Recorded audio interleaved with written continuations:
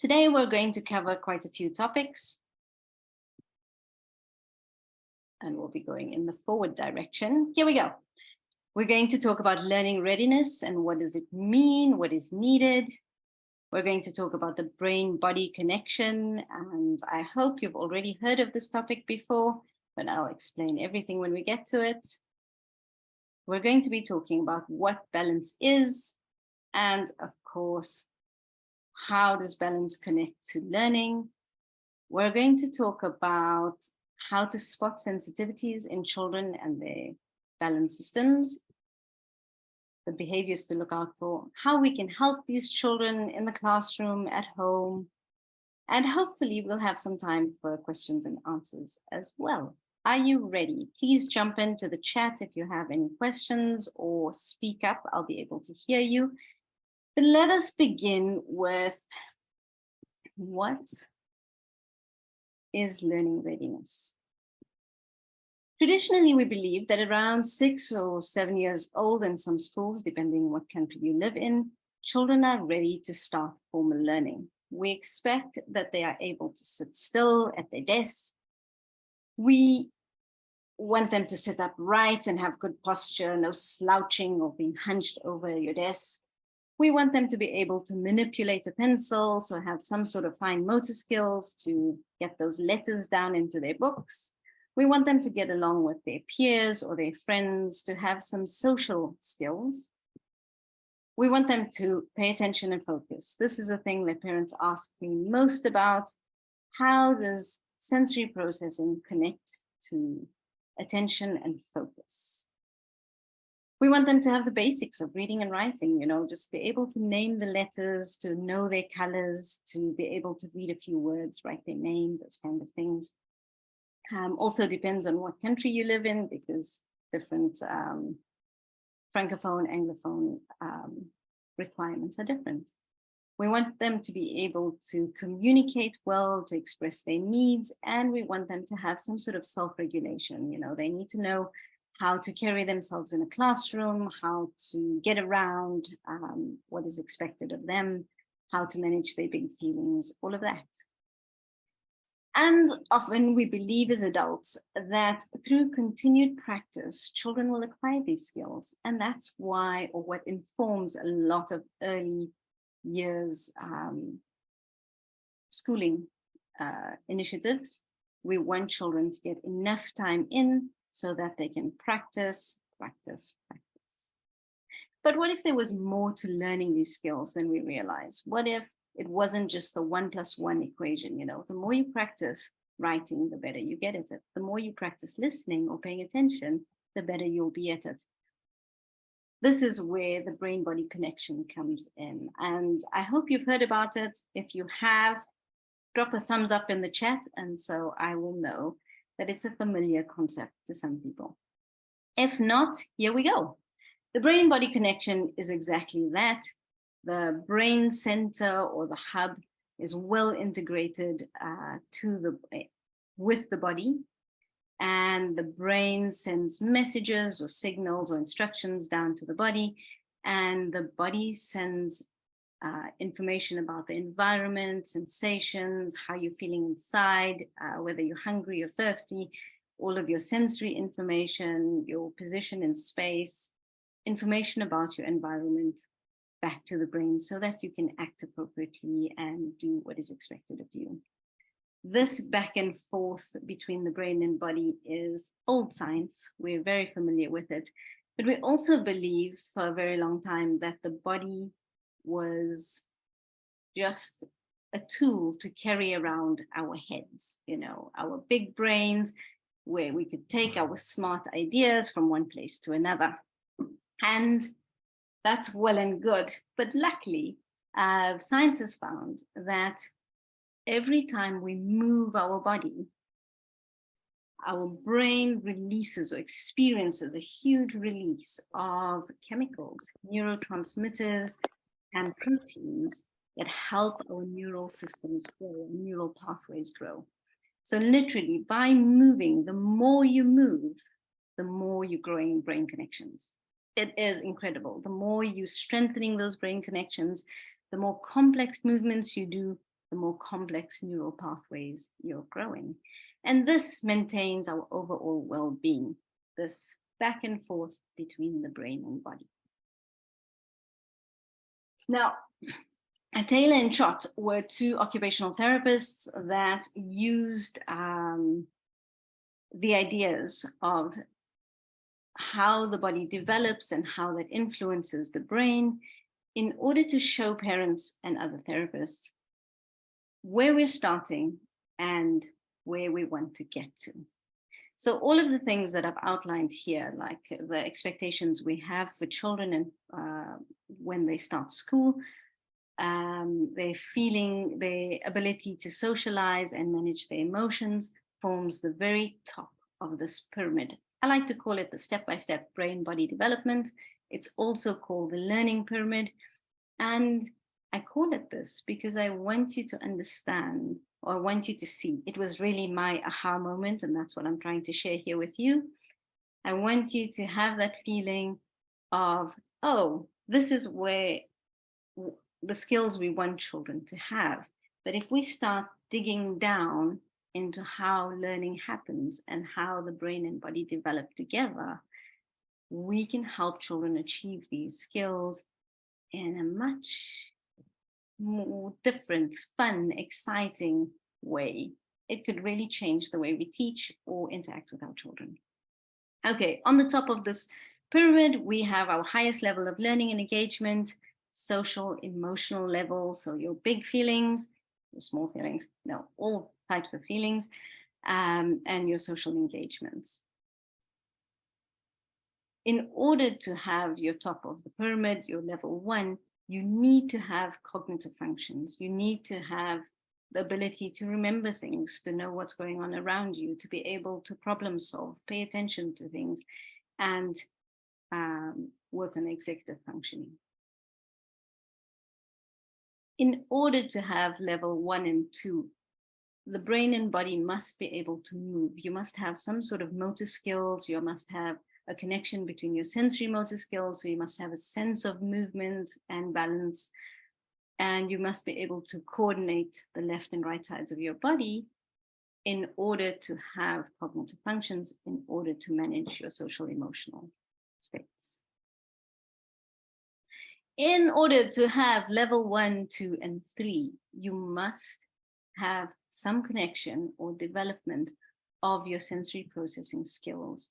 And this helps you make sense of the world around you. Without this, steps 3, 2, and 1 are not possible, or they are possible with a lot of trouble. And in order for all of this to work, right at the very bottom in the foundation of our brain-body development, we have calm, regulated nervous system. And if you haven't already, please take a look at our talk we had last week or last month by Amy Kuti about polyvagal theory, flight, fright, and freeze, and how important having a regulated system is. So what we've learned by looking at the learning readiness and what we expect of children, we dig deep into that and say, okay, how does this happen? What are the foundations of these skills? We find that sensory motor foundations are crucial for successful learning experiences. So where does balance fit into this? I'm going to stop sharing for just a second, and I want to say hello to everybody. Are you with me? Does this make sense? Does this resonate? Have you heard of it before? Is there anything you'd like to add to it?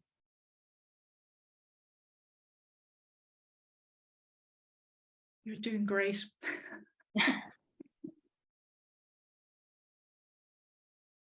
We're all good. You're all with me. Great so far. Thank you so much for all the messages in the chat. I see you. I hear you. I'm reading. Okay, let's go back to sharing where we were at. So what is balance?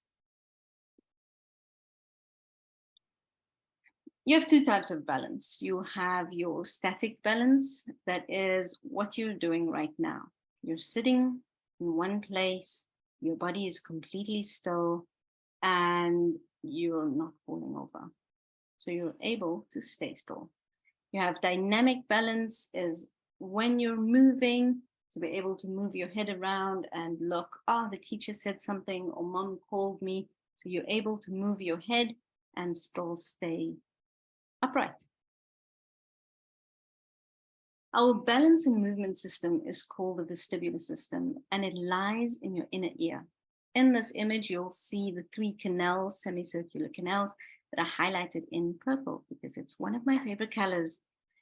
Our balance and movement system help us orient ourselves in space. And that's why balance and spatial awareness work so well together, or that's what the connection is. It informs us about our movement and position of our heads relative to gravity. It's a bit of a tongue twister. It takes your mind a second to get around, but think of it this way. Every time you move your head, the semicircular canals in your inner ear shift crystals from one side to the other. And every time these crystals move, little hair follicles feel the crystals moving over them, and they inform the brain that you're moving. You're either moving back and forward, side to side, or spinning around. It's like the GPS of your brain. And every time your body moves or your head moves, your brain knows about it. You can close your eyes, get on a roller coaster, and go as fast as these roller coasters go. And even though your eyes are closed, you have a very real sense that your body is moving. And that's thanks to your vestibular system. You can also sit in a car. I don't know if anyone experiences motion sickness. Please write in the chat. I'd love to hear if I'm not the only one. If you've ever experienced motion sickness, then you know the feeling that I'm talking about. Your body is still. So your vestibular system tells your brain, we're still, we're okay here. Sit back and relax. But your eyes look around and go, oh my gosh, we're moving. We're moving quite fast, or we're moving quite slowly. And this disconnect between what your eyes see and what your vestibular system experiences is felt as motion sickness. Often, children with a sensitive vestibular system experience the most motion sickness. So how does balance affect learning? What is this connection? Because as I said when I began, parents are not looking for gymnasts. They just want their children to be happy at school and learn and flourish and be the best version of themselves. Well, here's one thing we need to know about the balance system, is that it's not only about balance separate to everything else. And that's why we talked about the brain-body connection. Our balance helps us stay seated. It helps us stay at our desk. It helps us keep our body upright. It also helps us coordinate our movements. So if you need to get from one place to another, if you need to go and fetch something from the teacher, if you need to drop something in your bag, you need a good sense of balance to be able to coordinate your movements and get from one place to another.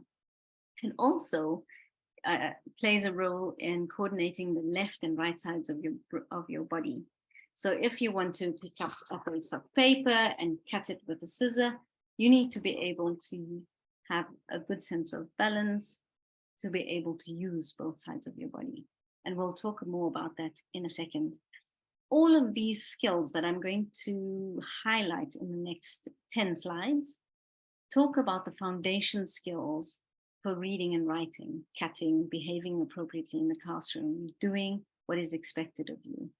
Balance plays a huge role in all of these foundation skills, all of these little things that sort of end up in the top of the pyramid. Thank you so much for writing in the chat. This is so exciting. I'm so happy to hear that there's lots of people that are talking about motion sickness and know what I'm talking about when I say that feeling. The next thing I want to jump to is body posture and understanding of gravity. Now we go back to the definition of your balance system or your vestibular system. It allows you to have a sense of movement. You understand that you're either still or moving, dynamic or static. And it works in relation to gravity. I, as a parent, always assume that children are born, they figure it out. We all walk against gravity. We all move our bodies against gravity. It's sort of automatic, but it's not. The vestibular system is one of those systems that function well through practice. You have to use it for it to work well. That's why as people get older and they move less, they have a weaker sense of balance. That's why little children that haven't had enough time to experience their bodies play in playgrounds, or we live in busy big cities and we just don't have the space and time to move. We see more children with sensory sensitivities, more children with sensitive vestibular systems, because they just didn't get that practice in. Our body posture, in order to have a healthy body posture, you need to have a good sense of balance. And often you see in a classroom or at home, children start to slouch, or they start to slide out of their chairs. I call it spaghetti kids.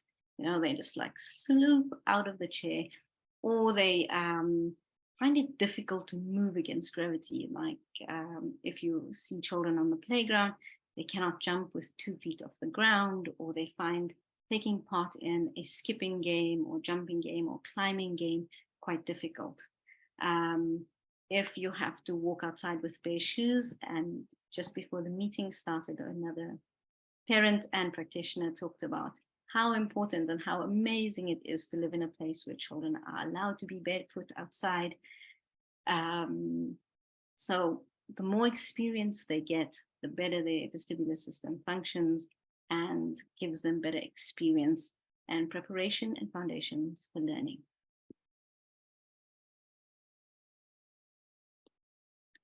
Thank you so much. I'm just taking a quick look at the chat again. Grounding and safety. Now, if your balance system is in charge of letting you know where you are in space, it is also in charge of letting you know how you're moving against gravity. It's also in charge of letting you know where you belong. Like, are you up? Are you down? Are you on the floor? Are you close to someone? Or are you further away from them? Are you going to bump into something or not?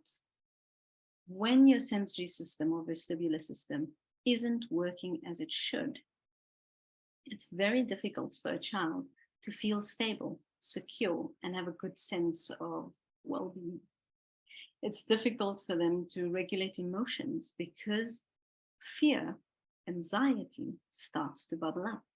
Because when the vestibular system doesn't work very well, I feel unsafe. And that feeling of not being safe affects the way I move in the world, affects the way I interact with others. It makes children not want to move. They avoid busy places, they avoid busy playgrounds, they avoid trying new things. They much rather watch the other children play and enjoy it from far. Because what would happen if someone bumps into me and I fall over? It is one of my favorite sensory systems to work with because you see a change so quickly. You just have to get the right kind of movement practice in, and one of the first things you see is a child just feeling better about themselves. They feel more capable. They feel like their body can do what you're asking it to do. It is incredible. It is really incredible to see a child just go, like, I balanced on this chair all by myself, and it is amazing. And this is the foundation for feeling good about yourself, feeling secure, feeling grounded, building that self-esteem. And that's why balance is so important. Gross motor and fine motor development. Your gross motor are your big muscles. Your fine motor are your fine little tiny muscles. Your vestibular system or your balance system influences the development of your muscles. Your core strength, that helps you keep your body upright, that helps you walk and jump and sit at a desk and pay attention and stay in your chair or sit on the floor or do all of the activities in the classroom or at home, help out at home, make your bed, carry washing from the dryer up to your bedroom. All the things that help you do things in the world, that help you use your muscles, all the reasons you need to use your muscles are dependent on the development of your vestibular system. Even getting your eyes to work with your hands, we always forget that the eyes have their own fine motor muscles in order to move them from one side to the other.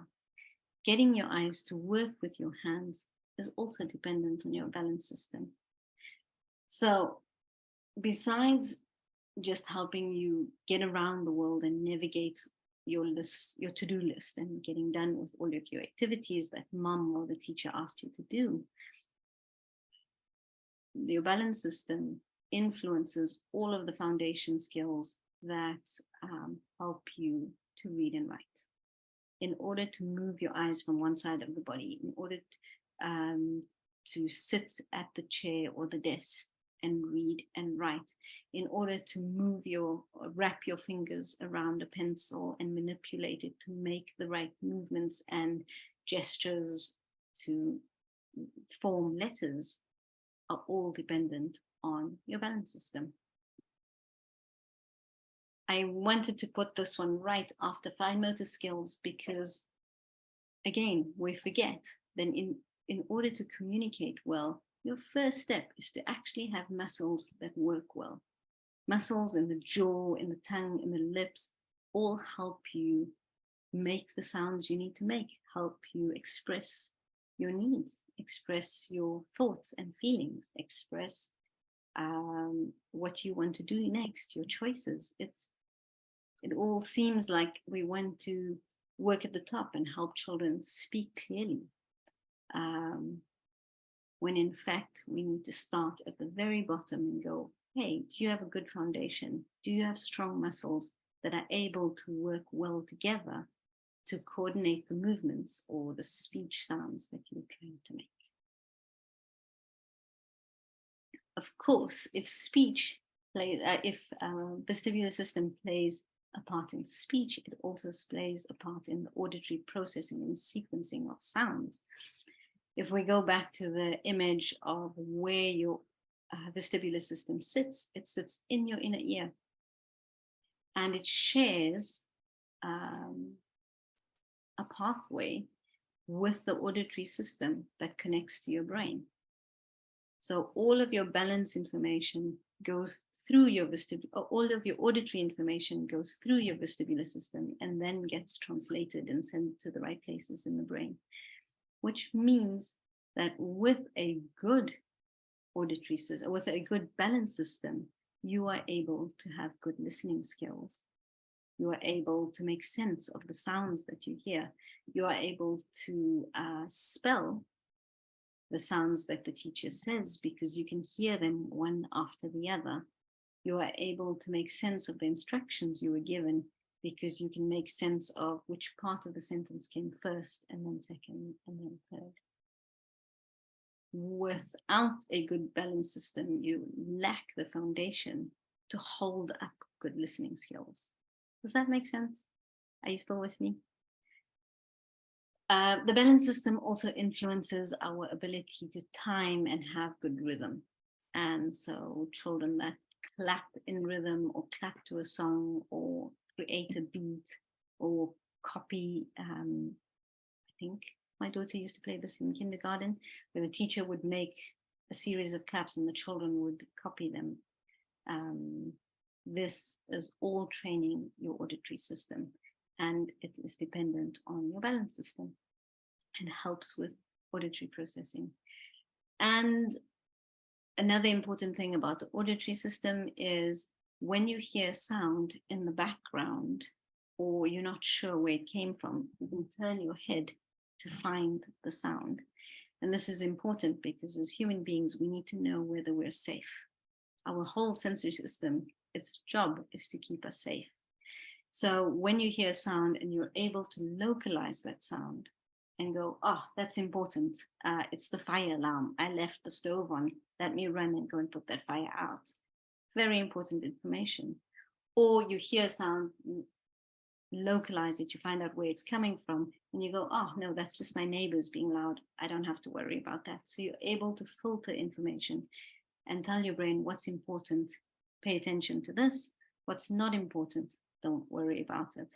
These are all very important skills for learning, for being in the classroom, for feeling safe. Imagine for a second if you couldn't find where the sounds were coming from. All the sounds were coming at the same volume. You didn't have the ability to separate my voice from the sounds in your house. One important voice, like the teacher in the classroom, and filter out the background sound of the children chuckling in the back.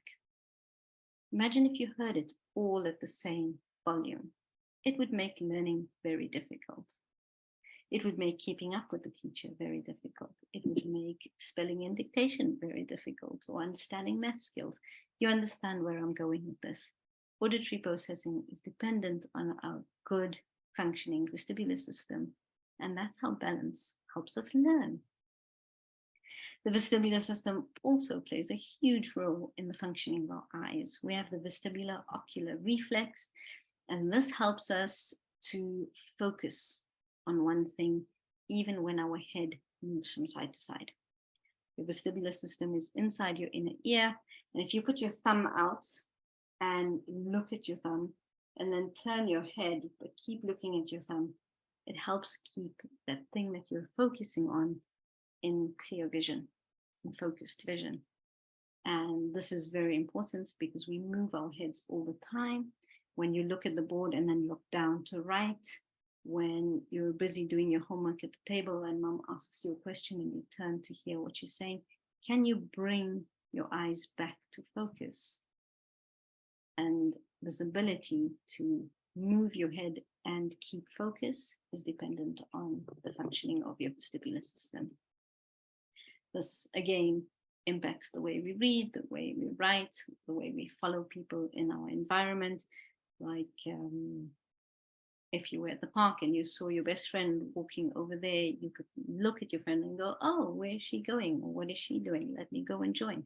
So the secondary skills are always helping me engage socially with those around me, helping me engage emotionally or connect with others. It helps me have fun and be a social human being. Sensory system keeps me safe. It gives me enough information so I can make appropriate decisions in my life. The vestibular system is also traffic cop of the brain. So if you imagine a traffic cop directing the flow of vehicles, the vestibular system receives all of the sensory information that comes from your 7 sensory systems: your eyes, your ears, your mouth, nose, skin, your sense of balance and movement, your sense of body awareness, your inside senses, like are you hungry, tired, feeling hot or cold. All of this information is sent to the vestibular system, and the vestibular system tells these signals where to go into the brain and how we should respond to it, whether they're important or not. And without this information, it is very difficult to make sense of the world. Often see children with a weak balance system is the same child that is wearing a jacket in summer, because it's a little difficult to tell, or I feel safe with my jacket on. There are many sensory related reasons, but making appropriate decisions can be a little more difficult when you don't have the right information. And the vestibular system or balance system is responsible for giving our brain the right information and helping us respond appropriately. Attention and focus, this is also one of my favorite things. Our balance system is connected to our reticular articulating system. And this is your brain's on and off switch. It tells your brain what information to pay attention to and what information to filter out. And if you have a good balance system, you automatically improve your ability to switch on attention and switch off attention.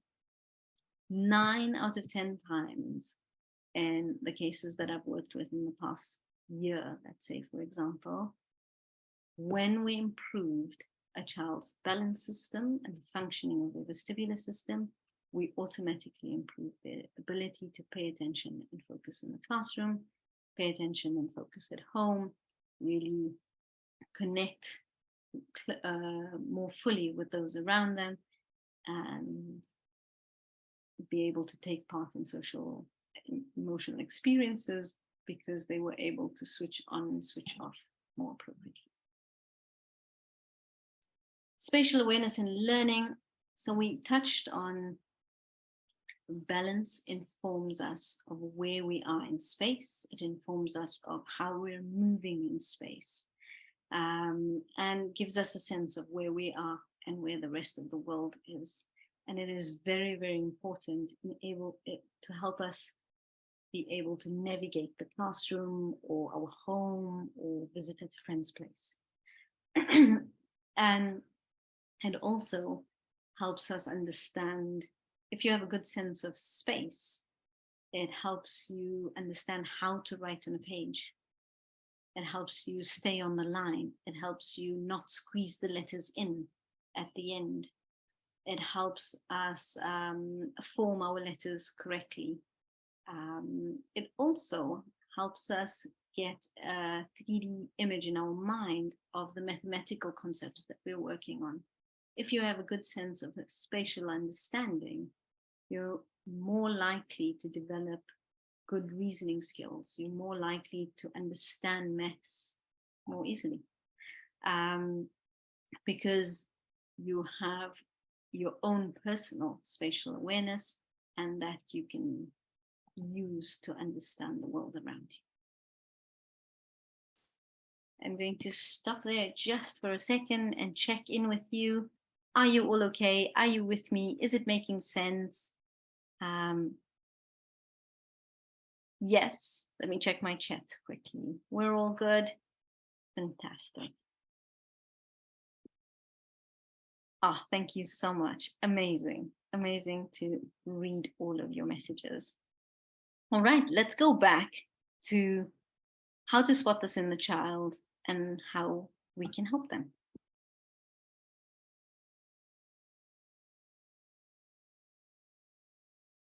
So every child is unique. We all agree on that. And every child has their own sensory cup. So imagine you're holding a small little cup. And this is how much sensory information your nervous system can take in at any time. Think of the child that gets overwhelmed very quickly, that would rather withdraw and not interact with the children or get involved in the game on the playground, which sits at the very edge of the carpet in the classroom because they don't want to get bumped into. They would prefer to sit very quietly and watch. Often you don't notice these children because they're not causing trouble. They're very quiet children, very still children. And what I want all parents and teachers and adults to know is when a child is overly quiet and sweet and, oh, what a perfect child, look at them, they cause no trouble, that's when you should worry. That is really a sign to go, hey, how can I help this child? It's not developmentally on track when a child sits so still, so quietly, and withdraws from everything. This child is over responsive, so every movement feels like too much. The child can only take on so much. The next child is the under responsive child, where they have a huge, ginormous cup, sensory cup, and they can fit it all in. They cannot get enough. This is your sensory seeker.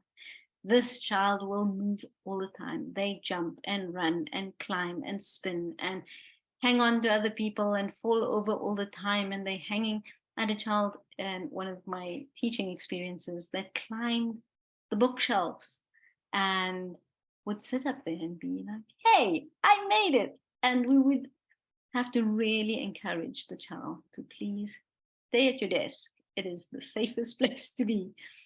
And I mean, I think as practitioners, as parents, as teachers, we know this child very, very well. Most often I see a child with a sensitive vestibular system that is under responsive. So they're looking for stimulation, they're seeking the sensory input. Is the child that watches TV. Ask the parents that you work with, or maybe you are a parent that knows this child. They watch TV or do activities at home with their feet on the couch and their heads at the bottom, completely upside down, sitting like this. Best way to watch TV for them. It's really to get those crystals in the inner ear moving. It's really to get enough or more input, more input. I always say to parents that I work with, think of the sensory system, the movement system especially, as getting movement in. You're feeding like a sensory monster. Okay, you need to get the right input in so that the child can calm their sensory system. For the over-responsive child, you need to gently encourage them to start moving so that they can be more familiar without feeling unsafe. But you also get this child, sensory seeking child, that seems to have a hole in their sensory cup. It's also big, but they cannot get enough. This is the child that needs movement breaks every day. They need to move before they go to school. They need to move when they come home. They need to balance. They need to climb. They need to exercise. They need to do sports. This child needs regular sensory input, balance and vestibular input. Here is something you can take a photo of. It is the over-responsive child, the most common symptoms I see. Children having difficulty with stairs. And often if you ask a parent, oh, does your child have difficulty with stairs? They all say no. What I find is you'll observe the mom or the dad or a caregiver helping the child go up and down the stairs. And this is often in the back of our minds. We know the child is struggling and we offer the support as we should without realizing that the child has a difficulty or is hesitant or is sensitive or is feeling a little challenged around stairs. So stairs are a good sign. They get dizzy very easily. They don't spin. They don't move. They don't like to jump. They won't skip. They don't get on a bicycle. A lot of movement, going to sports classes or activities just feels like too much trouble. Like, why are you torturing me? They get sick on car trips. They dislike amusement parks. It is the worst place you can take this child. They don't want to jump on trampolines or go around on merry-go-rounds. They don't want to be in nature. They don't want to climb up and down because it's a lot of information. Their sensory system is not working automatically. It's not in the foundation solid and set. It is constant visual information to go, oh yes, I'm here. Oh yes, I'm safe. And the eyes are overworked. And this child needs calm down corner. You know, when you go to school and you come home, you just need a time or space to withdraw and relax and recover. And then they will be feeling better. They're fearful of jumping up and down, climbing somersaults, and swinging. Oh yes, swinging is quite a huge offender. You'll find an over-responsive child. Even adults. I know a few of my own friends that would never walk past a swing and go, hey, let's jump on the swing and swing around. Where I myself is the person that wants to go on every swing that I walk past, which is also just the opposite of this. So a child that avoids movement, feels anxious, often with children with vestibular sensitivities, you'll see one of the symptoms as anxiety and fear. Because I don't have a good sense of self, where I am in space, because I don't feel like I can move on gravity or off gravity in relation to gravity in a safe way. Because I feel like my body doesn't do what everybody else's bodies seem to be doing so easily, they start to withdraw, they feel fear and anxiety, and that makes sense. I find adults that talk about claustrophobia or feeling claustrophobic often can relate stories about when they were younger and their own balance stories. Balance system is very important in feeling safe and having good self-confidence. Sorry, I went the wrong way. The under-responsive child, this is the child with the very big cup that needs a lot of sensory input. They're constantly moving, they have poor sitting posture, they're hunching over their desks or sliding out of their chairs. They cannot concentrate, they need to move. So you get that crystals moving over the hairs inside the inner ear so that they can listen. A child that is moving a lot in your classroom that has a sensitive vestibular system is often the child that is trying their hardest to listen to you. And when we say, please stand still, sit down, sit correctly, the lack of movement or the lack of sensory input or balance input is what makes them fall over or not pay attention or not be able to focus on what we ask them to do, because they need the movement in order to stay focused. They stumble, fall, often called clumsy. I don't like the word. Many practitioners don't like the word. I understand it's just a word that is commonly used. We have difficulty coordinating both sides of the body in movements, sports, physical things, in academic things like cutting, tying, or writing from one side of the page to the other, holding the page with one hand and writing with the other hand. Even things like tying your shoelace can be related to a sensitive balance system. It's getting both sides of the body to work with each other, which means you're getting both sides of the brain to connect with each other, which is very helpful. Delay in speech because of the fine motor involvement or oral motor movements. It can affect reading and writing, so challenges with reading and writing and visual perception. And these children love fast moving equipment, being on a roller coaster, being in the amusement park, rocking on their chairs, love rocking chairs, rolling down hills, that kind of child. How can we help? Firstly, you need to get that movement in. It is the most important thing. If you are a parent, if you are a teacher, if you are a grandparent even, wake up, get your children outside, get the morning sunlight, be in nature, be outside of your house, close to trees, on the grass, in the sand, as much as you can, and get them moving. The more you move, the more you stimulate the vestibular system. And I promise you, I've done it for years. My class would walk in, we would go straight to the field, we would come back and focus for 2 hours straight with any problem. They were a bit older, but movement gives us attention. So if you want children, if you start to feel that children are getting fidgety and fiddly and they start to squirm around in their chairs, get up and jump 5 times. Get up and do jumping jacks. Get up and go outside for a quick run. The more you get them to move, the easier it is for them to pay attention. Wiggle pillows are great. That's why we often practitioners ask teachers to allow wiggle pillows, the cushion with the little bumps on it, it's inflated, so you move from side to side. That movement allows the vestibular system to get feedback, which also means that the child is sitting in their chair and not causing too much trouble. So sort of a win-win situation. Or you can sit on a therapy ball, get a yoga ball, use alternative seating in your classroom so a child can find the movement or stimulation they need in order to pay attention.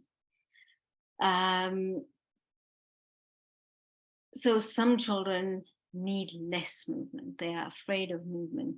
So don't do things like, oh, let's go to our desk now, let's go to our chair, let's get back to going outside. Take it easy for this children. You are going to have to trial and error the child that you have. Every child is unique. You need to find what works for your child. So some children need to move a lot. They need wiggle pillows. Other children will be very upset if you give them a wiggle pillow or insist they sit on a therapy ball. Work with the needs of your child. Slow, gentle movements, floor games. If gravity is a problem, if jumping off the ground is difficult, walking upstairs is difficult, get down to the ground level, play with children on the floor. Roll a ball from one side to the other. Do a rocking side to side game while you're on the floor. So you can't fall off the chair or the bicycle or the slide. You're already on the ground. Great stuff. Have soft surfaces like carpets, pillows, and alternative seating options. A lot of the parks already have that. A lot of the classrooms already have that. Parents get children to jump and play and crash into a stack of pillows. They absolutely love it. It's really fun. Be safe, of course, but get different kinds of movement in, and look for activities that are good for sensory seekers. I like to use, the stretchy band, the exercise stretchy band. I like to use that tied to the bottom of my chair and just flick your feet back and forward. So it gives some resistance. It doesn't disturb the classroom. You can do it at the dinner table if you want your child to be more comfortable sitting at the dinner table. You can get some movement in, some resistance or sensory input. That also allows the child to do what you're asking them to do. So you're just making it easier for them. Be empathetic to movement avoiders. Don't insist a child moves, even when they say, every day, I don't want to move. If the child is avoiding movement, be understanding, come or approach it in a different way. And again, get movement in. It's not just for children. It is really, really not just for children. I read an article in The Guardian not so long ago where they said older generation or older people over a certain age are more vulnerable to falling because of a lack of balance and vestibular function. They're just a little more fragile. But when they fall, it could mean a broken hip or broken femur or knee or a very serious injury, which could change the way they live the rest of their years. And I thought, absolutely. The vestibular system works or is stimulated through movement. As human beings, we are built to move. Everything we want to do, learning, engaging, connecting with others, making jokes, having social things, understanding our emotions, being able to express our emotions. Everything that we want to do as human beings is dependent on a good, or one of the things it's dependent on is having a good balance system. And this balance system is not automatic. And the longer we live in our busy lives and with not a lot of space to get outdoors, not a lot of opportunities to get outdoors, we have to, as the adults, as the parents, as the teachers, create these opportunities. Our job is to create the right opportunities to get children moving safely so that they can boost their vestibular systems, so that they can go from feeling like I'm managing, I'm trying my best, to thriving and amazing and fantastic. We have one last slide. I wanted to say a huge thank you to Sprint for inviting me to speak here today. I loved preparing this presentation for you. I run an Instagram account. It's called Neurobics Kids. It's neuro and aerobics. So we're getting kids moving and informing parents about things. It's a great resource for a lot of parents. And you can get in touch with me through Sprint or at this email address, or find me on social media.